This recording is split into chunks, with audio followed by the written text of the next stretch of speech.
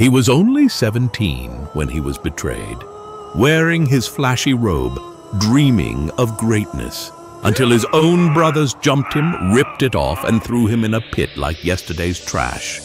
Their plan? Let him rot. His crime? Dreaming too big.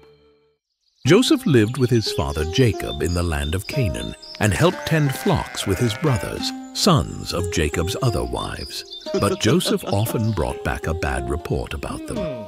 Jacob loved him more than all his other sons because he was the son of his old age and the firstborn of Rachel, his beloved wife. As a sign of that love, Jacob gave Joseph a special tunic, a richly ornamented robe, a symbol of blessing and favor. He was already hated by his brothers for being his father's favorite. To make matters worse, Joseph began to have dreams that disturbed his brothers. "Listen to this dream I had," Joseph said eagerly. "We were binding sheaves of grain in the field when suddenly my sheaf stood upright, and your sheaves gathered around mine and bowed down to it." His brothers glared at him. "Do you intend to reign over us?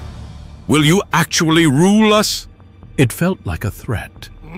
That moment planted something dark in their hearts, jealousy, that grew into rage. But Joseph dreamed again. This time, the sun and moon and 11 stars were bowing down to me. When he shared the dreams, his brothers were jealous. The response was not admiration, it was rage. Even his father rebuked him. But Jacob kept the dreams in mind. Sometime later, Jacob sent Joseph to check on his brothers grazing the flocks near Shechem. Dressed in his colorful robe, Joseph journeyed alone. When the brothers saw him, their hatred boiled over and they conspired against him. "Here comes the dreamer," they said. "Let's kill him and throw him into one of these pits." But Reuben, the oldest, stepped in. "Let's not kill him. Just throw him into the pit." For he hoped to rescue Joseph later. So when Joseph arrived, they attacked, ripped off his robe, and threw him into a dry, dark well. Then they sat down to eat. As they were eating, a caravan of Ishmaelite traders came by on their way to Egypt. Judah proposed a new plan. "What will we gain if we kill our brother? Let's sell him to these traders instead." So they pulled Joseph from the pit and sold him for 20 shekels of silver and watched as their brother, the dreamer, was taken away in chains into Egypt. Reuben returned to the pit, only to find Joseph gone. He didn't know that the brothers had sold him. To cover their tracks, the brothers took Joseph's robe, slaughtered a goat, and dipped the robe in its blood. They brought it to their father and said, "We found this. Examine it to see whether it is your son's robe." Jacob recognized it immediately. "It is my son's robe! A ferocious animal must have devoured him!" he cried. He mourned for many days. No one could comfort him. By the way, if you find any of these videos interesting or enjoyable, please consider subscribing. These take a long time to make, and it really helps out. In Egypt, Joseph was sold to Potiphar, an officer of Pharaoh and captain of the guard. But even in slavery, the Lord was with Joseph and he prospered. Potiphar put Joseph in charge of his household. Everything he touched flourished. But Joseph's good looks caught the eye of Potiphar's wife. When Joseph refused her advances, saying, "How then could I do such a wicked thing and sin against God?" she falsely accused him of assault. Potiphar, enraged, threw Joseph into prison. And still, the Lord was with him. One night, 2 of Pharaoh's officials who were in prison for offending their master both had dreams. They were the chief cupbearer and the baker. No one could tell them what their dreams meant until Joseph said, "Do not interpretations belong to God? Tell me your dreams." He translated their dream, and the cupbearer's dream meant restoration in 3 days, while the baker's dream meant execution. Both came true, exactly as Joseph had said. Joseph begged the cupbearer, "When you are restored, remember me." But the cupbearer forgot him. 2 more years passed. Then Pharaoh had disturbing dreams, and none of his magicians could interpret them. That's when the cupbearer remembered the Hebrew prisoner. Joseph was summoned. "I cannot do it," Joseph said humbly, "but God will give Pharaoh the answer he desires." Joseph explained. The 2 dreams were one. 7 years of great abundance are coming to Egypt. Then 7 years of famine will follow. Let Pharaoh appoint a wise man to store food during the good years, so that Egypt may survive the famine. Pharaoh was amazed. Wow! Can we find anyone like this man, in whom is the Spirit of God? Joseph was appointed second in command of all Egypt, at just 30 years old. When famine spread, Jacob sent his sons to Egypt to buy grain, except Benjamin, Joseph's only full brother. They bowed before Egypt's governor, not knowing it was Joseph. He recognized them immediately, but he spoke through an interpreter and tested their hearts. So first he accused them. "You're spies! You've come to uncover the weakness of Egypt!" They stumbled over their words, swearing they were honest men. 10 sons of one man, once 12.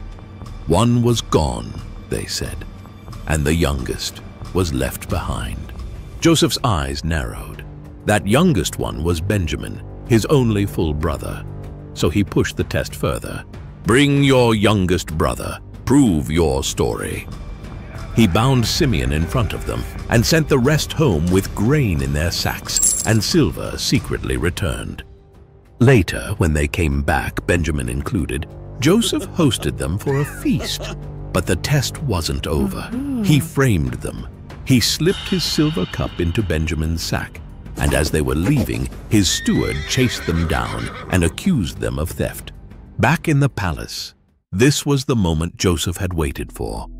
Would they abandon Benjamin like they had abandoned him, or had time and guilt changed their hearts? And then Judah stepped forward. "Take me instead," he pleaded. "Let the boy go home. If he doesn't return, our father will die of heartbreak." It was no longer the voice of jealousy. It was the voice of repentance. At Judah's words, Joseph's heart broke open. He commanded everyone to leave the room. The Egyptian officials were stunned, but they obeyed. Only his brothers remained, confused, nervous, silent. And then Joseph said the words they never expected to hear. "I am Joseph, your brother, whom you sold into Egypt. Is my father still alive?" Silence. Their faces went pale. They couldn't breathe, couldn't move. This powerful ruler was the brother they betrayed, and he was weeping. "Come close," he said. "Don't be afraid. You meant it for evil, but God meant it for good. But do not be distressed. God sent me ahead of you to preserve life." He forgave them and wept with them. The dreams had come true. The dream was never about ruling over his brothers. It was about saving them. Word reached Pharaoh's palace that Joseph's brothers had come. Pharaoh was pleased. He told Joseph, "Send for your father. Bring your whole family. The best of Egypt will be theirs." Joseph sent his brothers back to Canaan with wagons, silver, and gifts. But most importantly, he sent a message. "Tell my father, Joseph is alive, and he rules all of Egypt." Jacob and his family, 70 people in all, left Canaan and moved to Egypt. He was reunited with his son. Before his death, he blessed Joseph and his brothers. After Jacob died, the brothers again feared Joseph's revenge. But Joseph said, "Don't be afraid. Am I in the place of God? You meant evil against me, but God meant it for good, to save many lives as he has done this day." Joseph lived to see his children's children.